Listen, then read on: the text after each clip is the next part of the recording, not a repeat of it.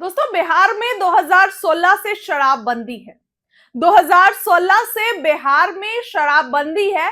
नीतीश कुमार का यह फैसला महिलाओं के लिए अच्छा साबित हुआ, हिंसा कम हुई, कई परिवार बचे। लेकिन अब जब कई 10 सालों बाद इस समीक्षा की मांग उठ रही है, तो सरकार जब अपने फैसले की समीक्षा करती है, इसका मतलब वो फैसले पर सवाल खड़े हो रहे हैं। बिहार में सरकार के फैसले की समीक्षा यानी कि फैसले पर सवाल खड़े करना।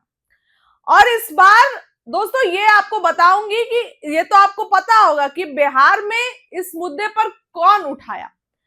विपक्ष ने नहीं, बल्कि एनडीए के ही घटक दल उपेंद्र कुशवाहा के नेता माधव आनंद ने यह कहा कि शराबबंदी जो है उससे नुकसान ज्यादा, फायदा कम है। हालांकि नीतीश के खासम खास विजय चौधरी ने इस बात को वही खत्म कर दिया। उन्होंने इस बात को लेकर ऐसा कुछ भी नहीं कहा। तो क्या बिहार में सच में अब शराबबंदी खत्म होने जा रही है? क्योंकि अब अगर आप गौर करें तो नीतीश कुमार भले बिहार के सीएम हैं, लेकिन फैसले बीजेपी लेती है। क्योंकि आप देखिए तो जो गृह मंत्रालय था वो नीतीश कुमार के पास 2 दशकों से था, लेकिन नीतीश कुमार को अपनी जिद छोड़नी पड़ी। और जैसे ही बीजेपी 4 सीटें जदयू से ज्यादा लाई, नीतीश कुमार को गृह विभाग सौंप देना पड़ा। सम्राट चौधरी के पास गृह विभाग है, सम्राट चौधरी गृह मंत्रालय संभाल रहे हैं।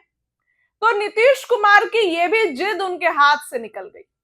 अब नीतीश कुमार जो 2016 में शराबबंदी किए थे, अब ऐसा लग रहा है कि धीरे धीरे वो भी उनके हाथ से निकल रहा है। देखिए, बीजेपी पूरे तरीके से सत्ता में आना चाहती है और बीजेपी ये चाहती है कि किस तरीके से शराबबंदी लागू हो, क्योंकि इससे सरकार को बहुत फायदा है। देखिए, इससे नुकसान कितना है। राज्य सरकारों को एक्साइज ड्यूटी यानी कि आबकारी शुल्क से होने वाली भारी कमाई, जैसे यूपी में 41,000 करोड़ से ज्यादा, तो इससे हाथ धोना पड़ता है। जाहिर सी बात है। हालांकि शराबबंदी को लागू करने और अवैध तरीके से रोकने के लिए पुलिस और प्रशासन पर सालाना 800 से 1,000 करोड़ का अतिरिक्त बोझ पड़ रहा है। तो अब ऐसे में ये तो आप समझ गए कि सरकार को इससे काफी फायदा होगा। तो क्या बिहार में सच में शराबबंदी लागू जो है, शराबबंदी वो खत्म होने जा रही है?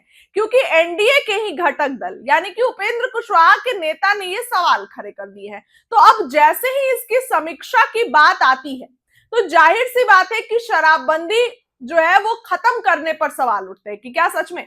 वहीं उन्हीं के घटक दल एनडीए के घटक दल जीतन राम मांझी भी इस पर मुखर हैं। जीतन राम मांझी भी बोलते हैं कि शराबबंदी तो जरूर हुई है, लेकिन इस शराबबंदी से कोई फायदा नहीं है। जो भी लोग हैं वो सूखा नशा करते हैं और सूखा नशा उनको और भी ज्यादा हानिकारक होता है।